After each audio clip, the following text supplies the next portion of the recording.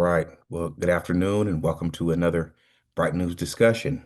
And my name is Shannon Braswell, and I'm here with uh, Jayant. So, Mr. Jayant, how are you doing? I'm very well, Mr. Braswell, and thanks for having me here today. Yeah, it's a pleasure. We had to get it on time. We're sort of in a different time zone, but we finally got it worked out, right? Absolutely. I'm very glad we made it work for us. Yeah, yeah. So, if you wouldn't mind, just telling the audience a little bit about yourself and what you do and your interests and everything. So I'm currently working on a book to do with the third world and the third world people, and it's mostly focused on India because that's where I grew up. That's the country I understand the most, Mhm. and I can be accepted more easily because I am of the Indian origin. Mm, Um, but apart from that, I do a fair bit of writing and speaking on cultural and economic issues, and I also advise institutional investors in the US and in Canada. okay, okay. Well, yeah. Now that we know that, I would like to sort of get into talking about the recent conflict between India and Pakistan. And of course, this is not. I suppose that, I'll ask you this. I suppose that the recent conflict is not something that is recent. This is something that has been going on for a long time. So, um, you know, I'm not sure if my audience is aware of the whole history behind Pakistan and India and, how those two countries came to be after, British colonialism and partition and everything. So maybe would you mind maybe giving us a little history lesson on how that came to be and how that started? Y- Yes, and remember that it is easy to get lost when you think in terms of recent conflict or historical reasons to do with the conflict. The issue is that conflict is in the DNA of these people. Mm, These people in South Asia love to hate. And the problem is that they cannot cannot have love for other people, so they have love for hate. And mm, what unites them tribally within their tribes is hate for other people. So mm, within their tribe, they hate each other, but then they want to unite themselves by hating the other person on the other side of the border mm. or any assumed other group. Okay. So hatred is in the DNA of these people, and there's Mm, nothing you can do about it. You can yeah. remove a superficial problem, which is the current Pakistan, India, and Kashmir related issue, but Mm, you can remove that superficial problem, and within seconds, new problems will emerge. It is mm, like a fighting couple. They have a major problem, you try to sort that out, and yeah. soon thereafter you realize that they have figured out some other problem to use something else to fight on. Yeah. Yeah. The concept of love and values is a Christian European concept which Mm, enables people to sit across the table and negotiate, and mm, also to trigger this civilizational value called love, where you learn to live in harmony with other people. And this yeah. is what you see in European countries and in Far East Asian countries, in Mm, Japan, Korea, or China. mhm, mhm, So if you understand this basic foundational principle, mhm, everything else is a minor detail.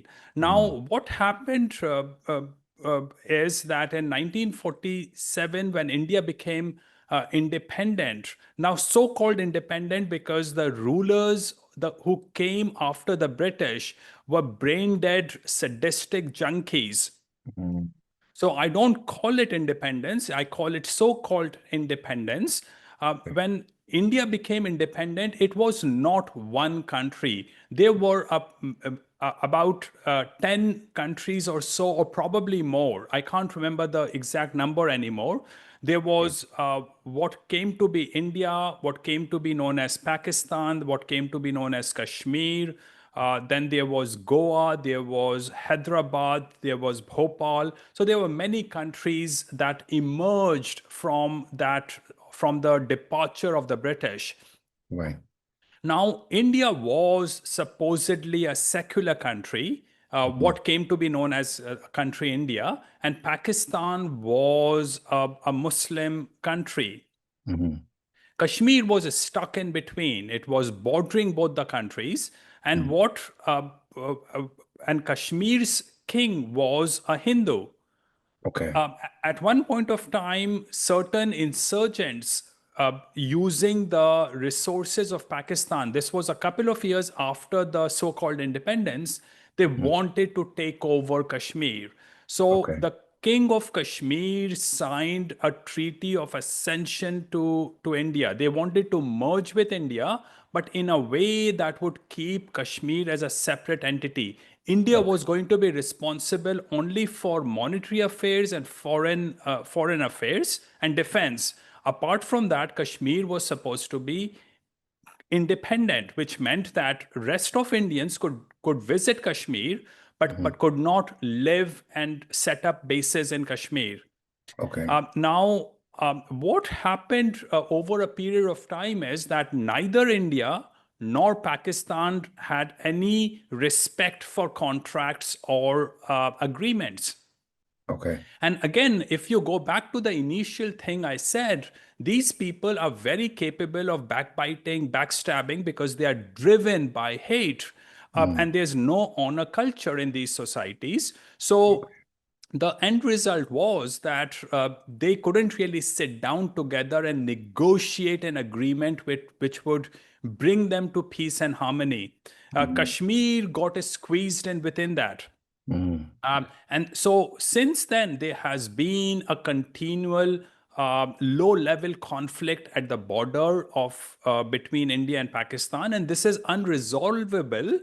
not because it is unresolvable by definition. It is because these people are driven by hate and have Mm. no honor culture and will not honor any agreement that they negotiate on Okay. to come to terms on. So that is what happens. Apparently, and now these are the claims of India, but Hmm. I also understand that Pakistan was supporting Osama bin Laden at one point of time. He was found there. So apparently, some Pakistani terrorists crossed over to India, Yeah. worked along with some Indian terrorists. So it Hmm. was not just Pakistanis working in isolation. There were Indian origin people within the country who were Hmm. working with them. And then they went to an area which is among the most touristic part of Kashmir. Now, Hmm. Kashmir is one of the most militarized places in the world. Yeah. So imagine New York being the most militarized place in the US, and Statue of Liberty gets thousands of people every day, which is what Pahalgam get, which is where the terrorist incident happened. Hmm. And imagine, Mr. Braswell, that there was no security. Yeah. They came, they shot people at will for a long time, and Hmm. there were no video cameras, and they managed to run away, and they have not been traced so far. So imagine the most militarized area in the world without video cameras. You give me a job to set up Yeah. video cameras and give me $5,000, I'll set it up for you. It's Yeah. as that easy these days. I mean, I'm using a camera, you are using a camera. Cameras are not difficult these days. And you Right. can get solar electricity if you really need. You can work out a basic system. Yeah.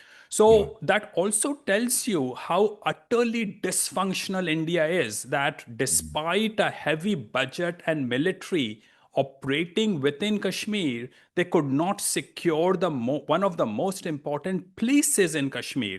Mm. Mm. Now, here is another layer of the problem. Indians can sound very nationalistic, but they Yeah. don't really care a damn about other Indians. Uh, Mm, they they are proud of their nationality only to the extent that they it reflects on them. They don't okay. want a bad reflection on them individually. They don't care about the other individual.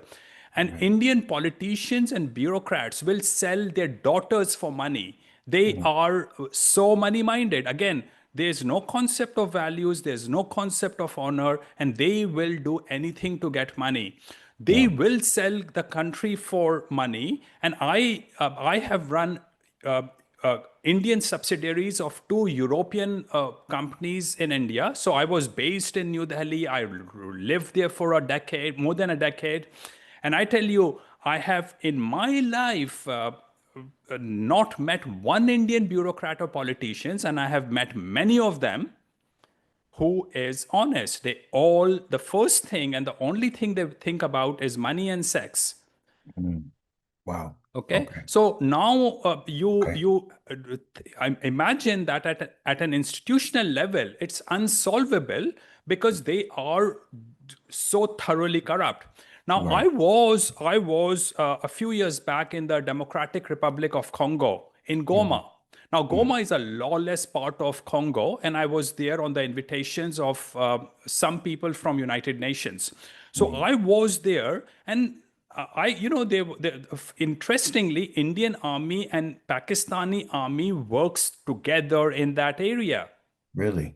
and they are Okay. friends with each other. Because Yeah. again, if I had a difference with you, it would reflect in my as any kind of association I had with you. But they Right. worked very well with people. They do all kinds of nasty things as well Mm, together mm, because they have no values. They are automatons. They have no minds of their own, no yeah. values driving them, so they can fight with each other and work with each other depending on what occasion and what area of operation it is. So that's what Wow. the conflict is about. It's an unsolvable conflict. Yeah. You and I will be talking about that conflict 20, 50 years back, and your grandchildren and my future generation will be talking about it as well. Wow. Wow. That's a pretty strong indictment of of India, Um, you know. Yes, and Mr. Baswell, just to complete this thing, these people are crazy about borders. The Okay. land is just I have been to close to 100 countries, and I have never seen people this desperate and this absolutely crazy about land. Yeah. Uh, in Africa, they managed to create a straight line borders and honor those mostly. In South America, they did something similar, but Mhm. even if other countries have border problems, they managed to work around it and keep other things going. But India as a country has seven or eight neighbors. India Wow. has virtually no relationship with any of the neighboring country, and that Mm. also tells you about the psychology because they just cannot have harmony and peace with other people. Wow. Well, now, I mean, to take it back even further, India was always sort of in the consciousness of the um, Southeast Asia and East Asia, right, was always seen as sort of this bastion of knowledge, that they had the Brahmins, and the Hindu, sages and gurus, right?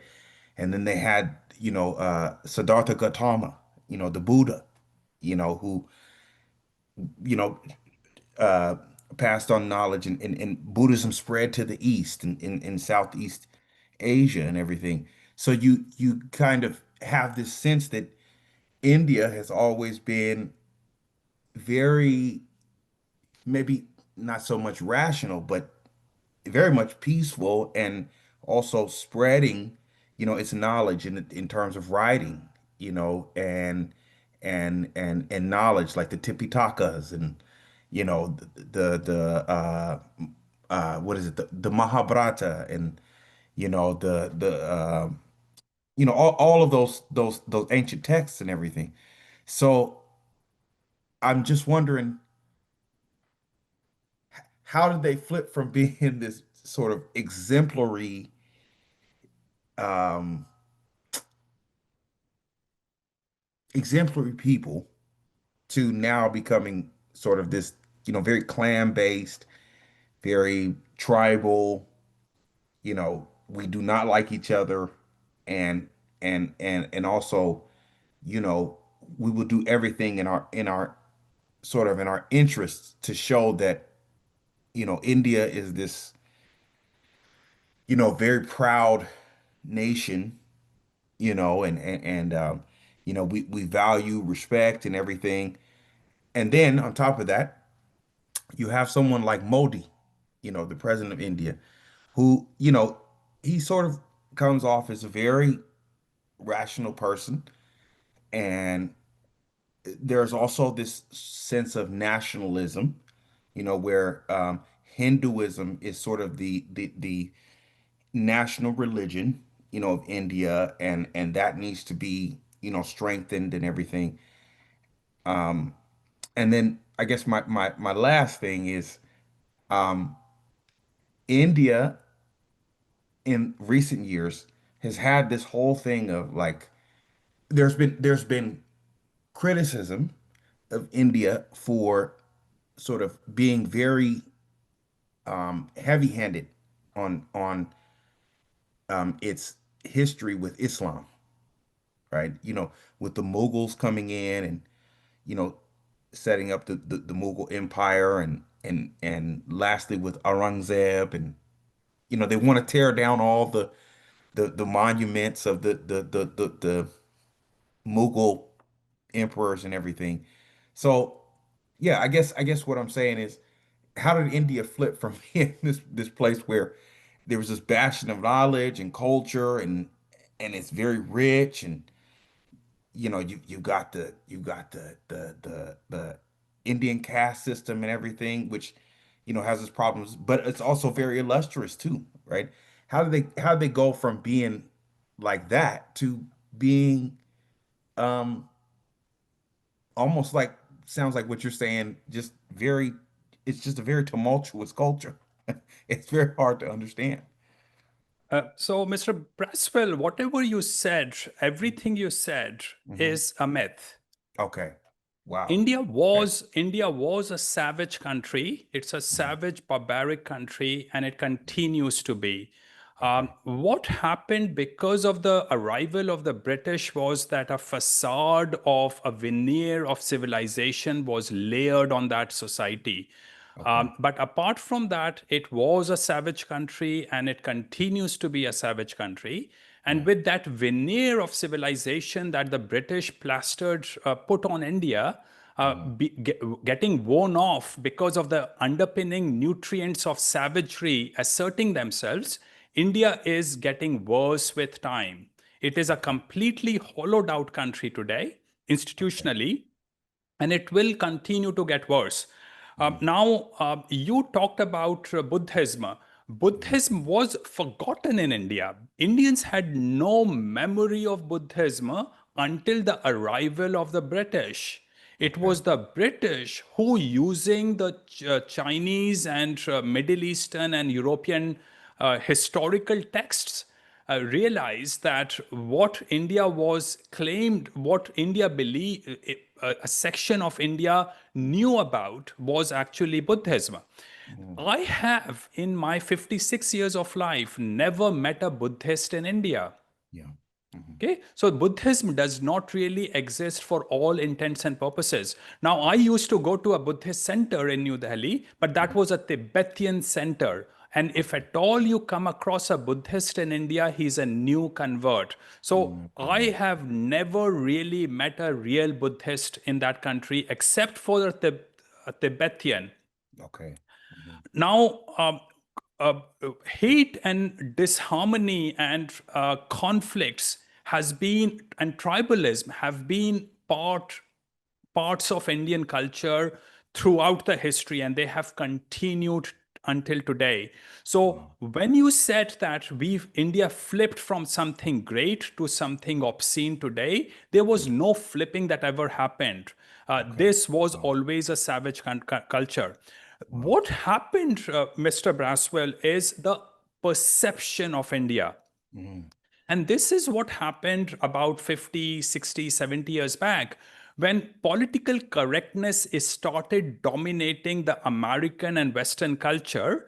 And mm, when political correctness starts dominating, you stop talking about what sounds negative. mm, Now, Mr. Braswell, want to speak the truth, whether it's negative or positive, whether it's optimistic or pessimistic. I want mm, to stick to the truth because mm. that keeps me objective.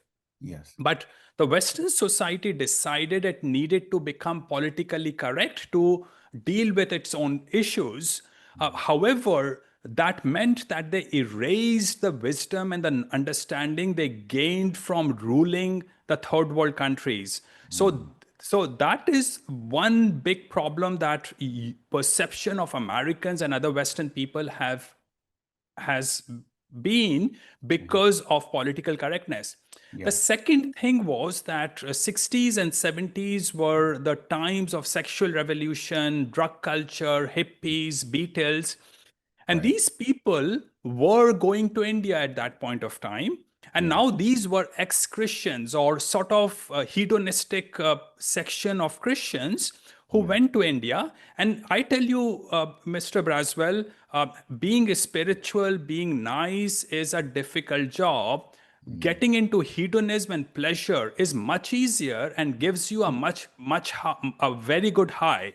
I have Yes. been through it. I'm sure you have been through it. Yes. Yes. So Yes. these people came to India. They did a lot of drugs.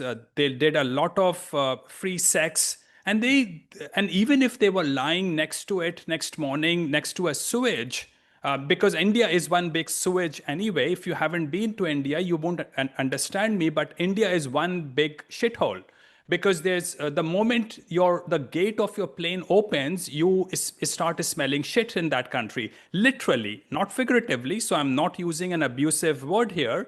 It Yeah. is a technically correct word for India. Yeah. So these people went through this cathartic moment. Now, catharsis can be confused with spirituality because catharsis gives you a very high high.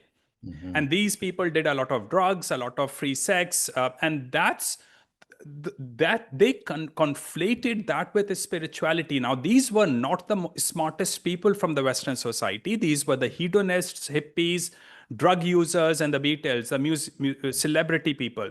And Yeah. the problem with celebrities is that they are, of course, very famous and rich, but they are not the brightest brains on the planet.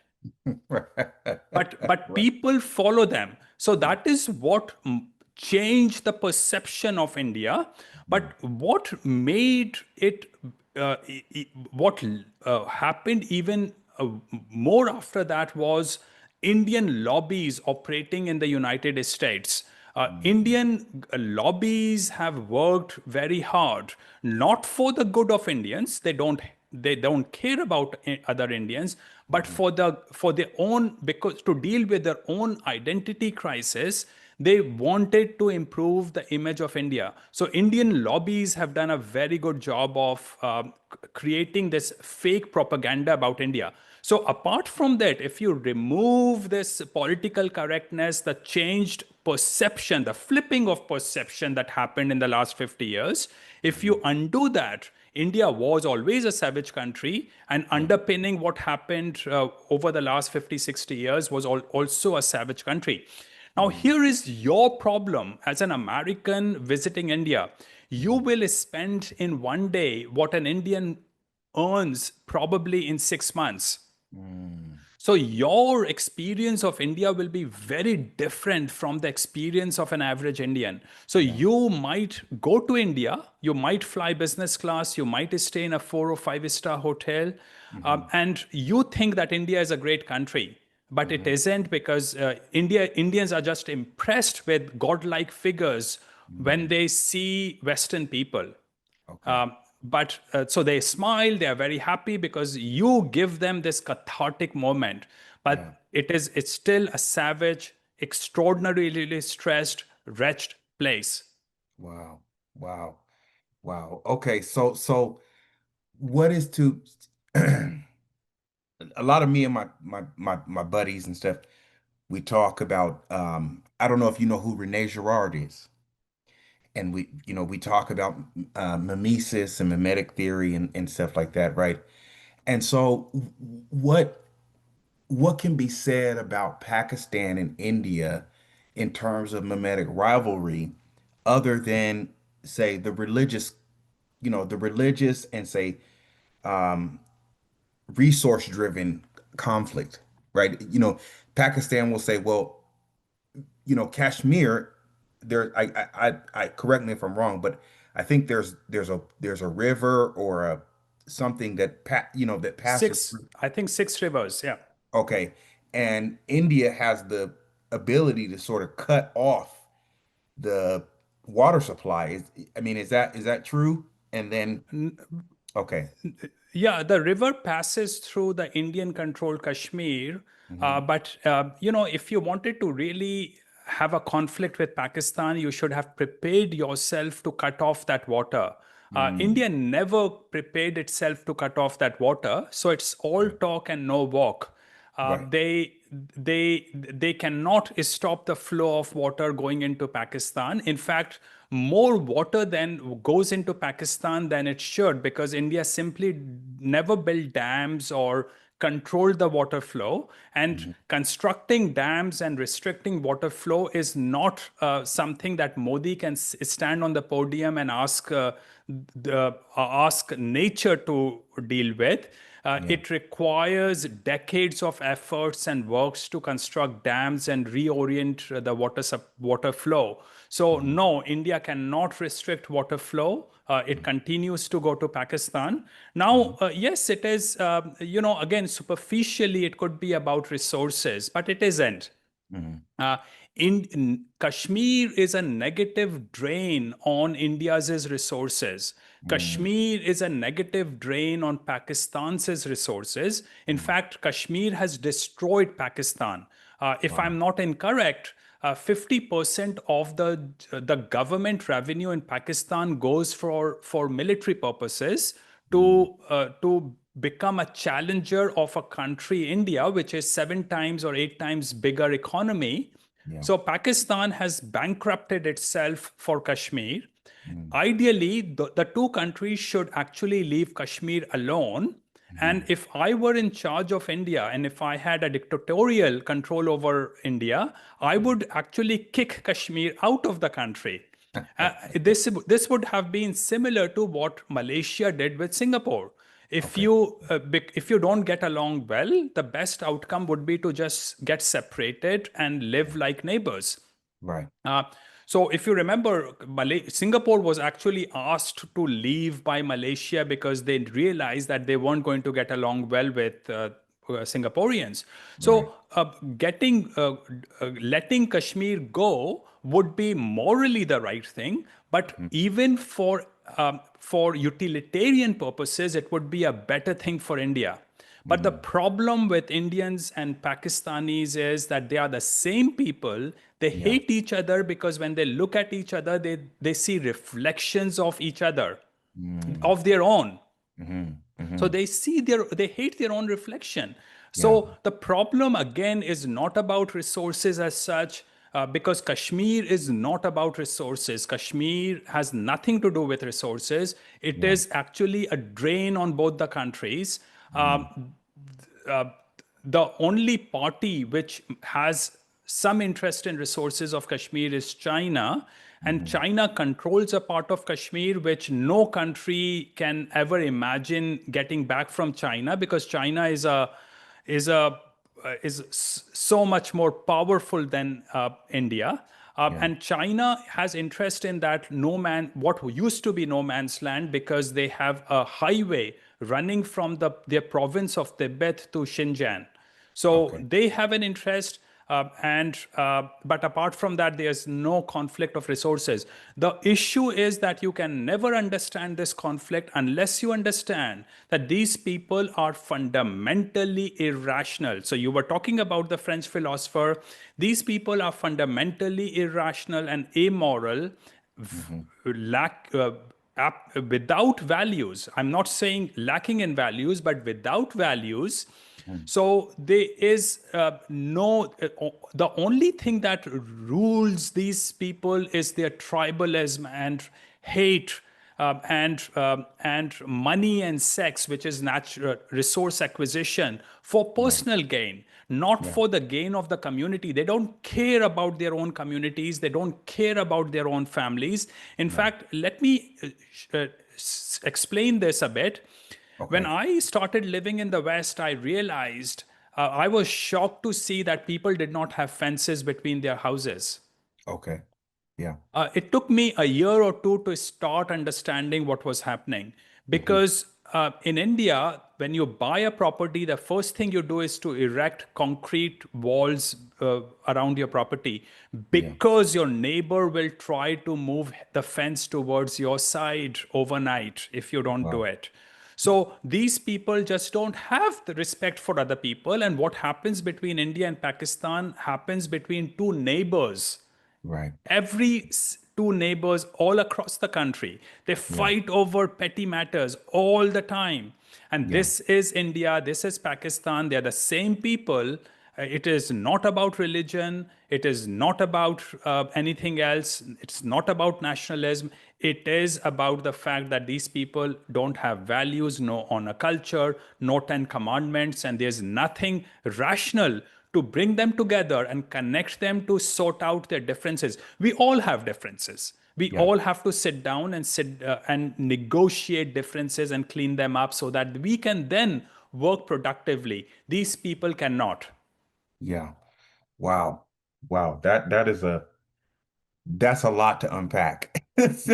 Because, it's true. I mean, Americans, we were always under the sort of impression, that India was this very high, had a very high culture, and just very, living here in the United States, you do see a lot of Indian Americans or Indian immigrants, and they own businesses, they own, gas stations, stores, their own businesses, whatever. They tend to be very, tight knit and stuff like that. Even, with a lot of the Sikhs, they're just they seem very close and very honorable, and and then even when they come to the United States, they have money. It's like, well, how are they able to, you know, start businesses in almost a year? That with even though they came from a third world country. So, growing up, being a millennial, we always thought that, Indians were just very well-to-do people. They were very hardworking, very educated, you know, like your grades have to be, everything has to, you gotta get A's in everything. They're very competitive. You know what I'm saying? They're gonna do the right thing, And then, of course, being young, we always thought that the Indian girls were always pretty. You know what I'm saying? We thought that they were the most, Okay. So yeah, yeah, that's So yeah. that's a reflection of American greatness, not the greatness of Indians. Okay. People come to America for a reason. Why do they come to America? Why don't they go to Pakistan or India or Bangladesh or Congo? Yeah. They go to America because Americans are generous people. They are compassionate people. They help you out.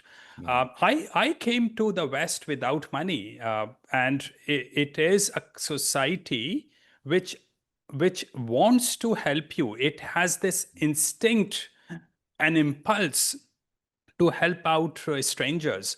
So that Hmm. is the symbolism of the greatness of America and the Western society, not the greatness of Indians. Now, yes, Indians have done reasonably well in the US, but not all that reasonably well as the media wants to portray it. I can explain that in statistical terms if you want to later. But Okay. basically, most of the Indians that have arrived in the US have arrived in the last 30 years. Okay. There were not many Indians in the US. And these people were the tail end of Indians. These were the most educated, the richest, and the best placed people of India, which Hmm. means that these people were the cream of India and they left India. Okay. So you cannot judge a, a society by the cream of the society that you see. Yeah. You also use the word, which was a politically correct term called uh, tightly knit communities. Yeah. Now, if I came to America, I want to integrate, I want to assimilate, I want to disappear in the American society, not live in a ghetto. Hmm. Because if I lived in a ghetto, yes, I would be a so-called tightly knit community for outsiders, but I'm still in a ghetto, and Yeah. ghettos are intellectually inbred places, areas of people who left their shitholes behind. Yeah. Uh, now Indians will come across as nice people because the way you define them, your interaction with them is as drivers of taxis or gas station people. So your interaction is transactional with them, and Right. transactional, which is clean cut transactions. Yeah. So your interactions limit your understanding of the deeper parts of their psyche. And Yeah. in fact, the way you portrayed that question, you Hmm. implied that your interactions with them are superficial. And that is Okay. why you are influenced by the media's propaganda of Yeah. India. Yeah. Yeah. I never thought about it like that. I never that's a very it's a very eye-opening and shocking, kind of like a rebuke. It's like, no, the way you're thinking about them is transactional. You don't really know the culture, right? And that is, you know, um So, yeah, Mr. there's Braswell, I have a yeah. very rich friend who is an extremely wealthy guy. Hmm. He lives in a gated community, fabulous house, no problems with money. Money is not something he has to worry about, even Hmm. if he wants to buy a car or take a private plane. Hmm. Now, he always challenges me. He tells me, Jayant, Indians are such nice people. They are just so friendly. Yeah. Of course, they are friendly because you call a taxi which comes over to pick you up, and the driver is an Indian. He Yeah. knows you are going to give him a $50 tip. He's Right. calling you sir twice in a sentence. Yeah. He's very friendly. He will take out your backpack as well for Yeah. you Yeah. because you're going to give him a big tip. He knows about it. So Right. even if he is the worst guy on the planet, he's going to be just nice to you because he wants that $50. Well, I'll tell you what, the next time I go to the airport and I'm picked up by an Indian, I'll remember that. Well, yeah, I mean that's a generalization about people. You Yeah. meet some very good Indians, you meet all kinds of good people and bad people on the planet. That's Yeah. that we are talking about India and we are talking about Indians in on average in general. Right. But having said that, I tell you that the number of Indians who I have ever come across who I would call honorable and who have the concept of values is minuscule. I can count them on my fingers. Hmm. So this is a rarity to come across uh, uh, uh, morally and rationally sound Indians. Hmm. And it does not matter. You said Sikhs and Hindus or Muslims. Their religions don't matter. What matters is that they come from South Asia, they come from the Indian subcontinent, and they Mhm. have the same mental makeup, which is based on tribalism and magical thinking, Yeah. which has not connected itself, rewired itself for reason and moral Mhm. values. Mm. Mm. So, okay, what can be said about, I mean, how can India and Pakistan, right, resolve their sort of conflict? I mean, is it just that they have to get rid of that sort of archaic tribal way of thinking in order to, you know, move on? They say, well, because you say, well, they need a little more democracy, you know, but maybe that's not, Well, yeah. so Mr. Braswell, this is the funny thing that it is so difficult to understand a foreign culture. I have told you, Hmm. and because of American political correctness and Hmm. the way the rational and moral thinking of Americans, Hmm. you think that a lot of what I said slipped off your psyche. Yeah, because I want Okay, it to be I fixed. I think it's so like, oh so yeah. so the Hmm. problem with both Christians and Europeans and Hmm. Western people is that they think that problems can be solved. Yeah, Some yeah, problems cannot be solved. yeah. And they want to be optimistic, but hey, Hmm. the reality is pessimistic. There's nothing you Okay, can do about it. okay, So, as I said to you earlier, that yeah, your grandchildren will be talking about India-Pakistan conflicts, and the conflict will be worse by then because these countries will have broken up into pieces by then, and yeah, there will be more conflicts within what is Pakistan and within what is India, and everyone will be fighting with each other. They will yeah, be eating brains of each their enemies, literally. So this problem is unsolvable, yeah. um, and because for someone who grew up in an ecology of 10 commandments and Hmm. the concept of reason and moral values, Hmm. thinks that these values exist in nature. No, they Hmm. don't. They Okay, emerged in the Western society over 3, 4, 5 millennia yeah. through a lot of brutalities, a lot of wars, a lot of crises, Hmm. and a lot of ups and downs. Hmm. So they had to go through this 5 millennia process. So Hmm. if you really really want a response from me, my suggestion would be, let's wait 5,000 years and see if they can resolve itself. But Yeah. anything less than that is a fantasy. It isn't going to happen. So to really, in practical terms and in realistic terms, to understand, to respond to your question, what is the solution to that problem? The Hmm. solution to that problem is to build a high fence Trumpian wall Hmm. between the West and the third world to Hmm. protect yourself from the third world irrational, amoral cultures coming to the Western world. That is the only solution. Yeah.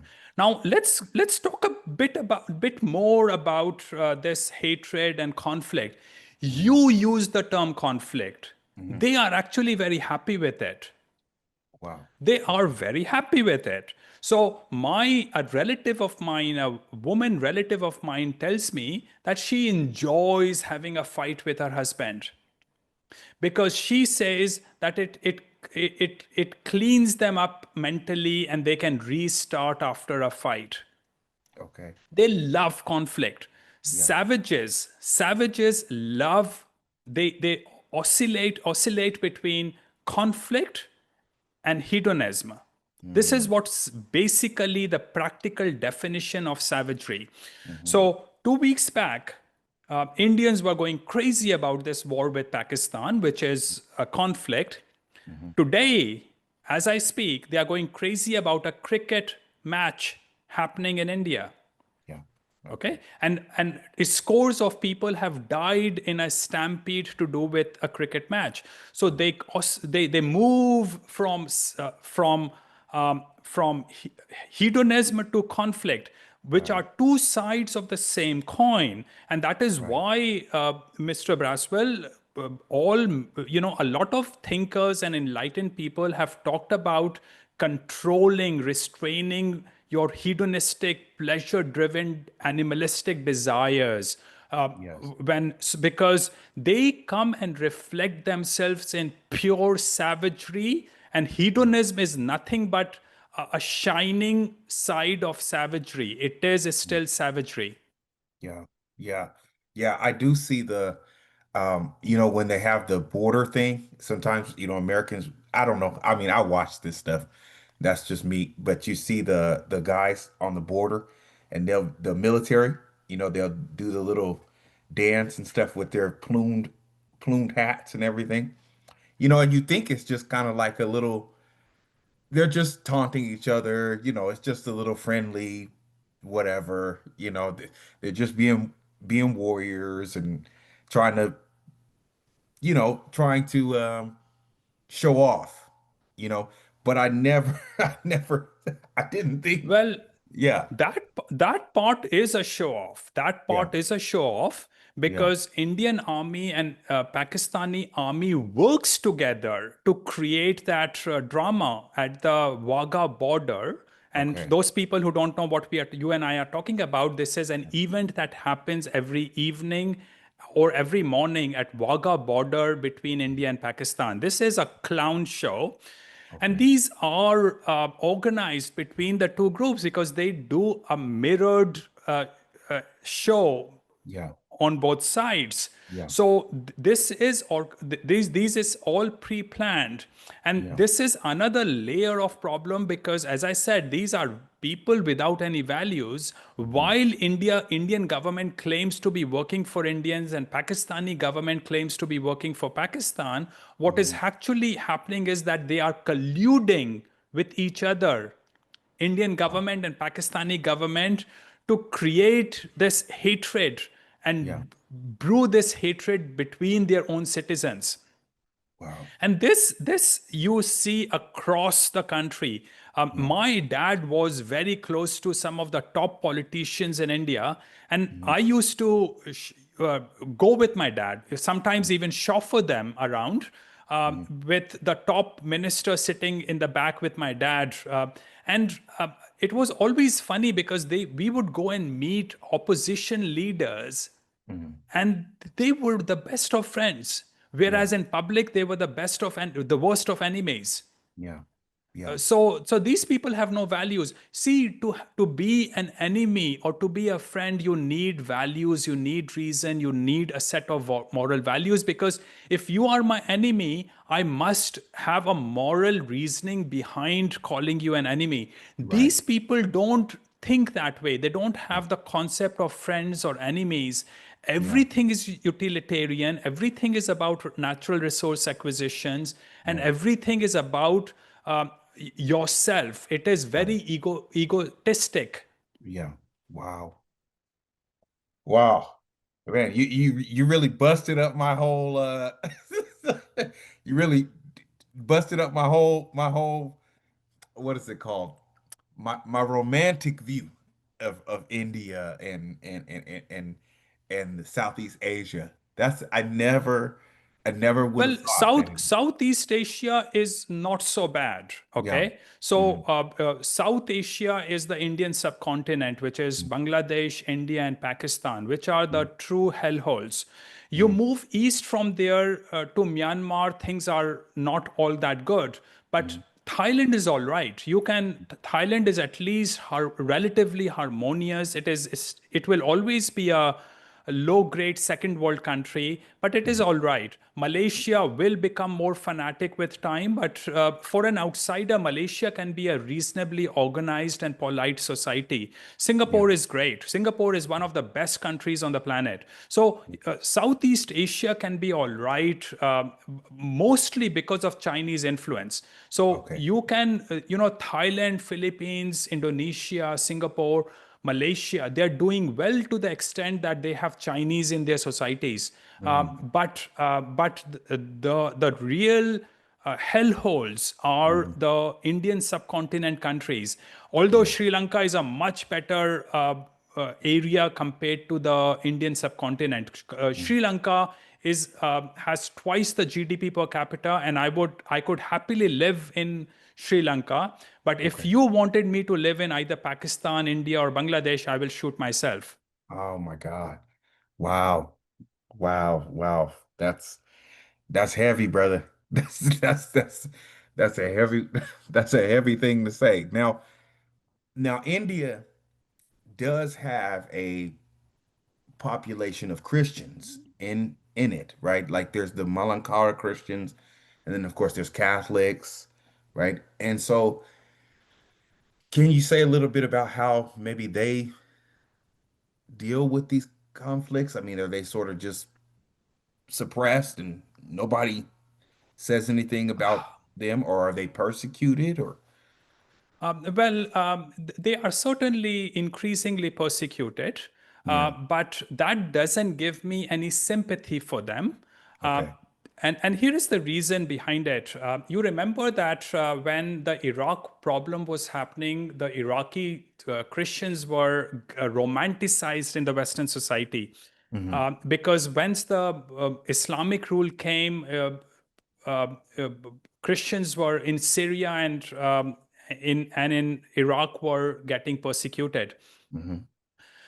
The key is not their religion. The key is who they are, where they come from, what their cultural background is. Now, if you Hmm. look at Central Asian Republic in Sub-Saharan Africa, Hmm. Christians can be as brutal as Islamists would be.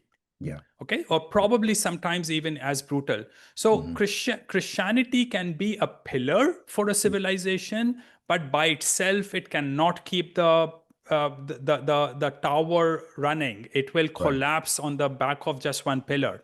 In Right. fact, my suggestion for you would be to Google Indian Christianity, and you will come across some absolutely crazy views. And you Hmm. will say, hey, they have converted Christianity into paganism and a deeply superstitious society. Now, this is something you also see in the Caribbean islands. Christianity has been converted into just a crazy Yeah. something that you will hate to call Christianity. Yeah. Yeah. The same thing has happened in South America and Sub Saharan Africa as well. So, Right. Christianity is not the key. The key is the people, and Yeah. whether they are Muslims, Christians, Sikhs, or Hindus, Hmm. they pretty much have this magical thinking mindset. They are Yeah. irrational and amoral. Having Yeah. said that, the kind of people who converted to Christianity in India are two Mm. kinds of people. One is that they were the extremely low class of India, Okay. who continue to be non-entities and who continue to be very superstition and pagan-like. Hmm. But then a high class of these people were converted into Christianity. And yes, I went to a Catholic school, and so you do come across a relatively higher level of rationality, but Hmm. that is within the context that you are comparing Tweedledee versus and Tweedledum. Right. There's only a slight variation, not a huge variation. Yeah. Moreover, they are only 1% of the Indian population. So Right. in democratic terms, they are not non-entity. So Right. even if they wanted to fight, what would they achieve? Yeah. Nothing. Yeah. Yeah. So let's come back to America. Only 1.5% of Americans are of South Indian subcontinent origin. So Hmm. they are all fine and nice as long as they don't have that political voting power. Right. You will see their true character when they get political power, as they have got north of the border Yeah. in Canada. Yeah. Because in Canada, Indian votes are the swing votes, Yeah. and they make a meaningful difference. And Yeah. the savagery is becoming more and more apparent. So Yeah. again, uh, savages can be very well behaved because they are their radar is works very well when it comes to when to dominate and when to be submissive. And Yeah. being Yeah. submissive, someone being submissive and sheepish can come across as very nice Right. if you're not thinking this through. So, Right. are they being submissive or and sheepish? Yeah. But if they come across as nice to you because of being sheepish, Yeah. they are not a pillar of your society Yeah. because Yeah. they cannot fight for your country, they cannot fight for your values. So Yeah. coming back to Christians in India, yes, they are being persecuted right now, and this persecution will continue to increase because this is the same thing as what happens between India and Pakistan. Hates keep these people together. So for Yeah. Hindus to be together, they have to persecute Muslims and they have to persecute Christians. They have Mm. to break Christian churches and break mosques. And Mhm. similarly, in Pakistan, they have to destroy Hindu temples and persecute Hindus. Yeah. But they are all reflections of each other. Right. And if Christians were 50% or a big chunk of the Indian population, they would behave differently. Yeah. Although I still would say that Christianity very likely implants a certain kind of civilizational fabric within the minds of people, Yeah. but unfortunately, it can only be certain nodes and certain pillars. You Yeah. still need something else apart from Christianity. And that is why, Mr. Braswell, I sometimes think that had instead of Christianity coming to Europe, Mhm. had Islam come to Europe, Mhm. Europe would have been no different. Yeah. Islam would have been cleaned up. It would have become much softer, Mm. very tolerant and compassionate, because Yeah. at the underpinning everything is the basic worldview of people, and that is the worldview of people which on interaction with Christianity makes Christianity look so good in the Western society. I Right. am all for Christianity, but by itself it does not bring a change in any of these societies. And this is Right. where I think Christian missionaries made a major mistake by Mhm. trying to think that they can change the local cultures by converting them into Christians. Mm. Yeah. Yeah. I guess that's part of our Western optimism. We we think that we can, if we just be good, if we just show them by example, if we love them and we care for them and everything, then they'll pass that on. They'll grow up to be, yeah, When you are tolerant, compassionate, and loving, they yeah. think you are stupid. Mm. Wow. Wow. Okay. Okay. Okay. Now, if you say, well, the British in the beginning, they weren't as tolerant. They weren't as, they weren't always nice, in India. I mean, they cracked a heavy whip in India and stuff like that. You know what I'm saying? But they also had missionaries and they tried to do things diplomatically and stuff like that. And, it didn't work. So, some people think, well, they'll say, well, was colonialism a good thing, for certain parts of the world, right?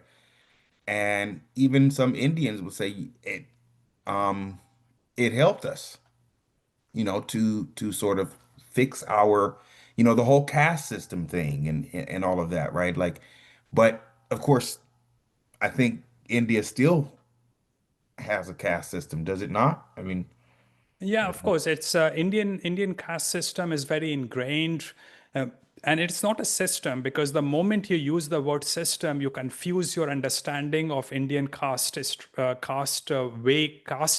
ways. uh-huh, Because this is not a system. This is just might is right way of thinking. right. It comes down to something very simple, which is might is right. Hmm. If I have more money, more power, then irrespective of my caste, I will abuse you and I will oppress you. That is the way India works. So any interaction with another Indian is sizing you up as the Hmm. first phase of interaction, social interaction. Hmm. So I, as a habit, prefer not to ask people what do they do, what. I Yeah. because I know that my psychology of sizing up other people kicks in when I start asking those questions. Mm, So sizing up other people is the Indian way of doing things. So it's not a system. It's a might is right way of thinking.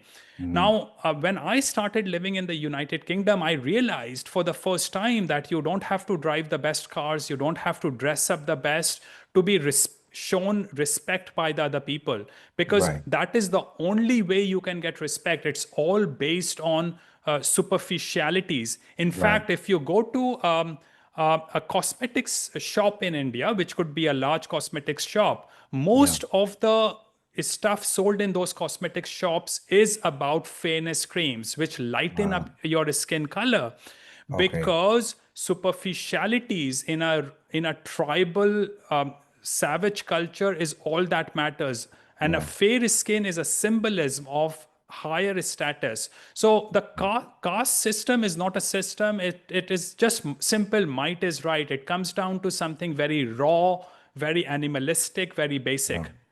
So there's colorism in India too. That if Yeah, you're well, lighter, yes. you're somehow better.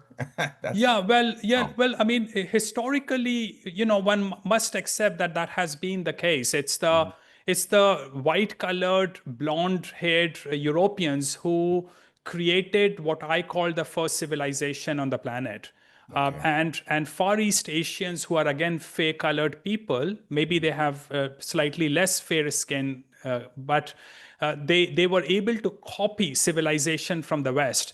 Hmm. But other people have failed to do that. So for other people in South America, Sub-Saharan Africa, Indian subcontinent, Hmm. they know that people with fair skin have achieved a million times more than these people ever could. I mean, had Europeans never come to the third world, Hmm. these people would still have no roads. They would still have nothing, no concept of post office or railways.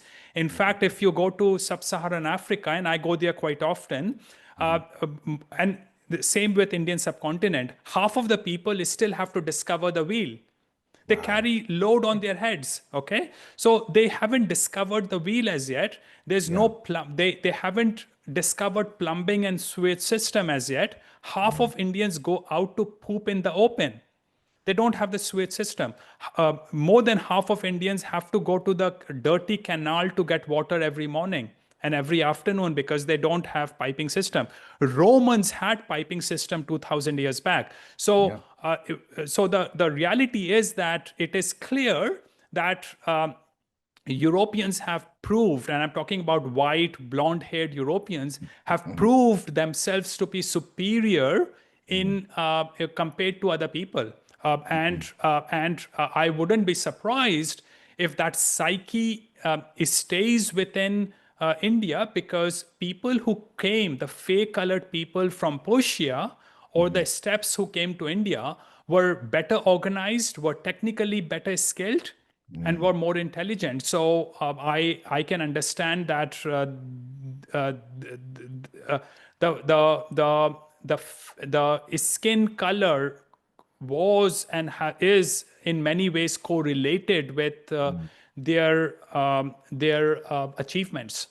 Right, right. And so with that, you're speaking of, say, the Indo-Aryans versus the Dravidian speaking. Absolutely, yeah, Yeah, yeah, yeah, yeah, okay. yeah, yeah, yeah, Which yeah. is which is also, that's a very big thing in India too now, where a lot of scholarship is in one way or another, they're battling each other. Like, these Indian scholars is like, oh, the Aryan, we are not Aryans, we uh it originated here. And then, other scholars say, no, they did come from the steppe and they did come to India and they intermixed with the people and they created a political and religious and system. Well, if you read through the history of the last 1,000 year history or last 2,000 year history of India, you Mhm. realize that one benefit that India got was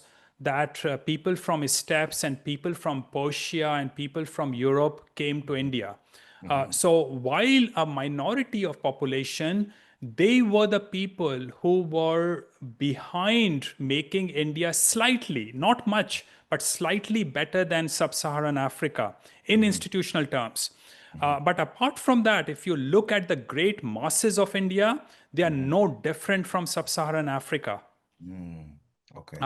So while I fully understand that the upper caste, the Brahmins, are looked down upon for being believers in the caste structure, Hmm. the and I have nothing good to say about Brahmins and the upper caste people of India, but Okay. India is bad enough with them in power. Yeah. Without them in power, India is going to be eating brains of each other. Lord have mercy. Lord have mercy. Well, I appreciate this conversation, Mr. Jayant, and I, you know, even though it sounds gloomy, my American spirit, my Christian spirit, still wants to keep the optimism. So I will, Well, I will, Mr. yeah, Braswell, optimism can be superstitious, and I think yes, it is. that's true. And That's true. whatever reading I have had of Christianity, Yeah, this being hopeful and being optimistic and being compassionate yeah. is not the main virtues of Christianity.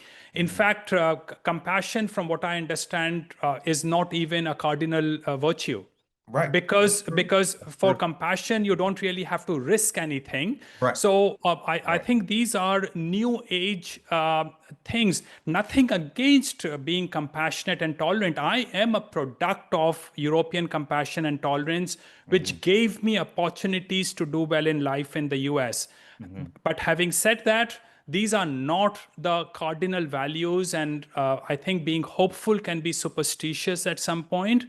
But moreover, this is also an erroneous thinking, Hmm. because for certain people, living the way they live is the way they want to live. Okay. Yeah. They want to live with conflicts. They want to Yeah. live with sewage against them.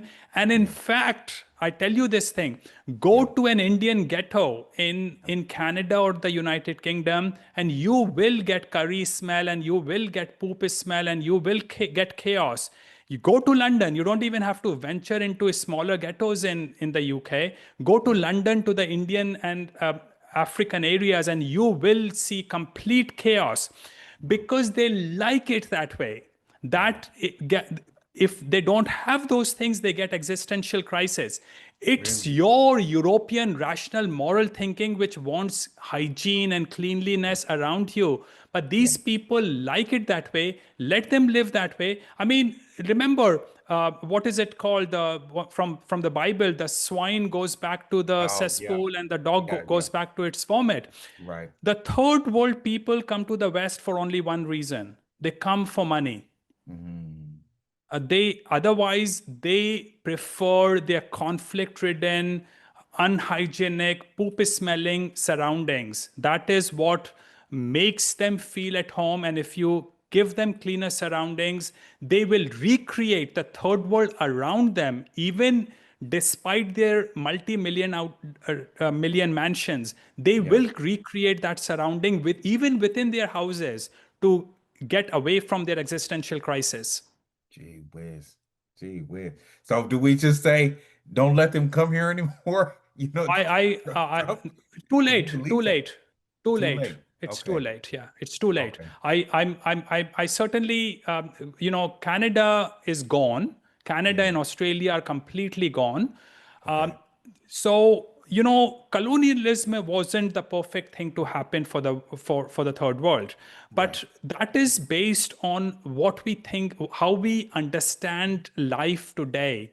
Yeah. For those days, colonialism were godsend for people of the third world. Um, Right. Right. once you lose political control of Europeans and Far East Asians, Hmm. you rapidly revert back to savagery. Hmm. And in America, Canada has lost that control. although the Europeans are still in power, in America, it's going to come within the next decade after Trump Wow. is gone. And I don't know what your views on Trump are, but Yeah. once Trump are gone, things will deteriorate rapidly in America Wow. because of demographic change, because of the third world people and how they think and how they vote, and what influence as a result they have on the public policy. Wow. Wow.